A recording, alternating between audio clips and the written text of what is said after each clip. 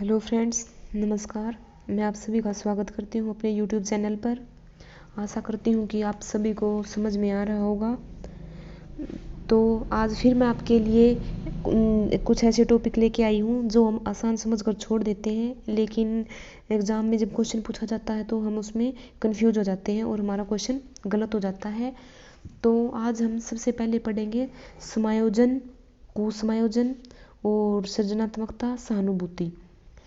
समायोजन को इंग्लिश में जैसे एडजस्टमेंट और मेल एडजस्टमेंट, सृजनात्मक में क्रिएटिविटी और सहानुभूति, इसमें सिंपैथी के, इनके बारे में हम पढ़ेंगे। सबसे पहले है समायोजन। समायोजन का क्या मतलब है? व्यक्ति का समाज के साथ तालमेल बनाए रखना। जैसे हम बोलते हैं कि मैं उसके साथ एडजस्ट नहीं कर सकता, मैं इस सोसाइटी में एडजस्ट नहीं कर सकता, मैं उस स्कूल में एडजस्ट नहीं कर पाया। तो मतलब क्या है? तालमेल बनाए रखना ही समायोजन है। तो किसी भी बच्चे का एक स्कूल में, अपनी क्लास में समायोजन, एक एडजस्टमेंट बनाना बहुत ज़रूरी होता है। और कुसमायोजन क्या है कि इसमें गेट्स ने भी डेफिनेशन दी है, व्यक्ति और उसके वातावरण के मध्य असंतुलन का उल्लेख। मतलब कहने का क्या है, अगर एडजस्टमेंट है तो ठीक है, अगर तालमेल होता है तो उसको हम एडजस्टमेंट बोलते हैं, अगर नहीं होता तो उसको हम कुसमायोजन, मेल एडजस्टमेंट बोलते हैं। आगे है सृजनात्मकता। इसका अर्थ है निर्माण करने की योग्यता।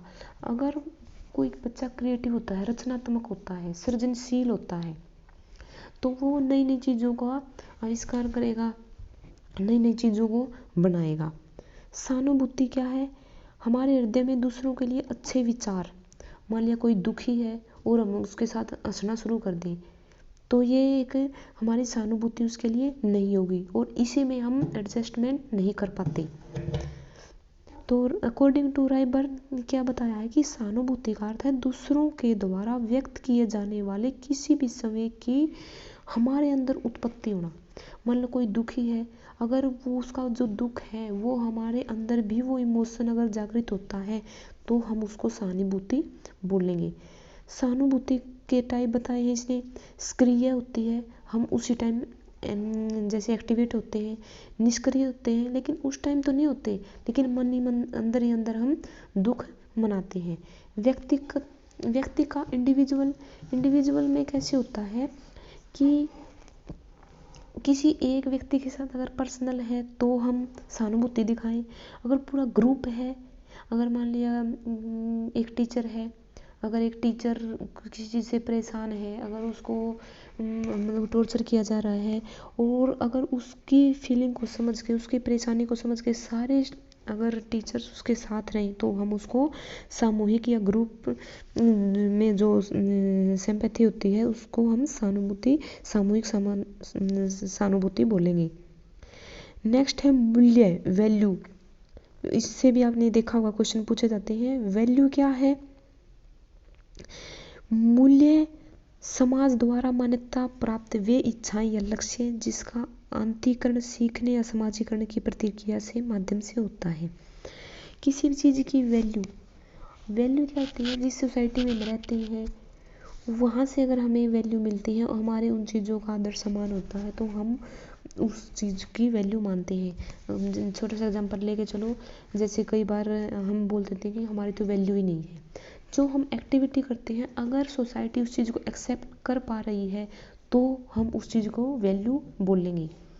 मूल्यों की संख्या, मतलब वैल्यू की संख्या और वर्गीकरण कैसे किया गया है? जो राष्ट्रीय शैक्षिक अनुसंधान एवं परीक्षण परिषद के सर्वेक्षण के आधार पर 83 बताए हैं, जो NCERT के आधार पर बताए गए हैं 83। बटलर के अकॉर्डिंग बताए गए हैं 7। धन है तो किसी की वैल्यू होती है, माना जाता है अपनी सोसाइटी के अंदर। प्रसिद्धि, किसी फेमस व्यक्ति की भी वैल्यू होती है। शक्ति, एक पावर होना। आनंद, अगर कोई खुश है तो ही उसकी वैल्यू होती है, दुखी व्यक्ति के पास तो कोई आना भी नहीं चाहता। ज्ञान, नॉलेज का होना भी बहुत ज़रूरी है एक वैल्यूएबल पर्सन के लिए। जनतंत्र की एक रुतबा होना। सामाजिक एक सोशल होना भी, अगर कोई व्यक्ति सोशल है तो ही वैल्यू होगी। अगर कोई एक कोने में बैठा रहता है, घर से बाहर नहीं निकलता, किसी से बातचीत नहीं करता, तो उसकी क्या वैल्यू होगी।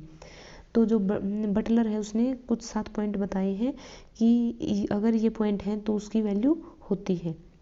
ब्राउडी के अकॉर्डिंग 9 बताए गए हैं और स्पिंडर के अकॉर्डिंग 2 हैं, परंपरागत और अद्भुत। परंपरागत जो पहले से हैं, अद्भुत जो उसने नए मतलब जो सबसे नए हैं, सबसे अलग बनाते हैं। और 6 स्पिंडलर के अकॉर्डिंग 6 बताए गए हैं। कौन से हैं? सैद्धांतिक, मतलब कि कुछ प्रिंसिपल होने चाहिए। आर्थिक, इकोनॉमिक होना भी बहुत ज़रूरी है। सोशली, एक धार्मिक, एक धर्म का भी जो एक वैल्यू होती है। सौंदर्य परक और राजनीतिक, ये कुछ बताए हैं जो एक किसी भी इंसान की वैल्यू को रिप्रेजेंट करते हैं। आगे है आदत और थकान। आदत क्या है? आदत एक सीखा हुआ कार्य या अर्जित व्यवहार है जो अपने आप होता है। छोटा सा एग्जांपल लेके समझो इसको। मान लिया कोई टाइपिंग कर रहा है, वो बातें भी करता रहता है और टाइपिंग भी करता है, कोई मिस्टेक नहीं होती। वो क्या है कि उसकी एक आदत हो गई है, उसने बार बार वो चीज़ सीखी है, फिर उसको ध्यान देने की ज़रूरत नहीं होती, अपने आप वो चीज़ें उसकी एक आदत हो जाती है, करता रहता है। आदतों के प्रकार हैं कुछ, वो देखो। यांत्रिक, मतलब कि किसी यंत्र पर, अभी मैंने आपको बताया जैसे एक टाइपिस्ट होता है, वो किसी से बातें करता भी रहता है या कुछ कोई और भी काम करता रहता है और उसमें टाइपिंग भी चलती रहती है। शारीरिक अभिलाषा आदतें, शारीरिक जैसे हमारी जो फिजिकल नीड होती है उसके अकॉर्डिंग भी ध्यान हमारा कहीं होता है और हम अपनी जो शारीरिक एक्टिविटी है वो हम करते रहते हैं। नाड़ी मंडल संबंधी, मतलब कि जैसे सांस लेना है, ये नॉर्मल है, सबका है, ना कोई इसमें बोलता है, ना इसमें कोई सीखने की है वो होती, तो अपने आप ये होता रहता है।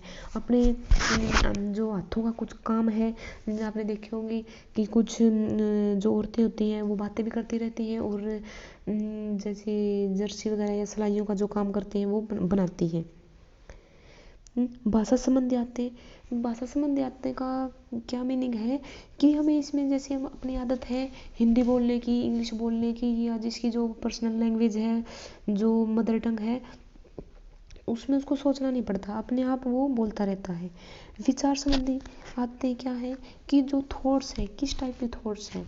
अगर कोई मान लिया जो ये बाबा वगैरह होते हैं पाप पुण्य की बातें करेंगे, अगर कोई टेररिस्ट है वो आतंकी है वो उसी की बात करेगा, मार काट की बात करेगा। अगर कोई टीचर है वो तो हमेशा टीचिंग से या कुछ अच्छी बातें करेगा, ये उसके विचार की है। भावना भी इसी से रिलेटेड है। कुछ कट्टरपंथी होते हैं कि वो मान लिया किसी का मर्डर कर दिया, वो सोचते ही नहीं, लेकिन एक नॉर्मल इंसान है वो नहीं कर पाता ऐसा। नैतिक आदतें, नैतिक आदतें जो हम डेली यूज में करते हैं, जैसे सुबह हमने रूटीन बनाया कि 5 बजे उठना है या 7 बजे उठना है, तो हम ऑटोमेटिक हमारी नींद खुलती है और हम उठ जाते हैं। नेक्स्ट है थकान।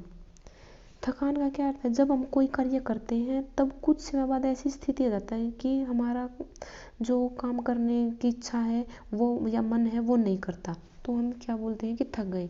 जैसे हम पढ़ते पढ़ते थोड़ी देर पढ़ा, आधा घंटा या 1 घंटा पढ़े, फिर हम थक जाते हैं, जो हमें याद करना होता है वो हमें याद नहीं होता। तो जैसे थकान है वो 2 टाइप की बताई गई है, फिजिकली और मेंटली। और शारीरिक थकान जैसे हम कोई भी भारी काम करते हैं या जैसे किसान खेतों में काम करता है तो फिजिकली थकान होती है उसको। और मानसिक थकान को हम ऐसे बोल सकते हैं, कोई भी मेंटली वर्क करते हैं जैसे पढ़ते हैं तो हम थक जाते हैं।